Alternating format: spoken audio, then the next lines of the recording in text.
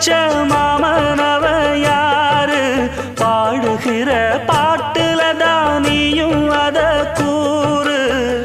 யாரிடத்தில் மனசு போச்சு நூல போல உன்னுடம்பு ஆச்சு பூங்குயிலே பூங்குயிலே கேளு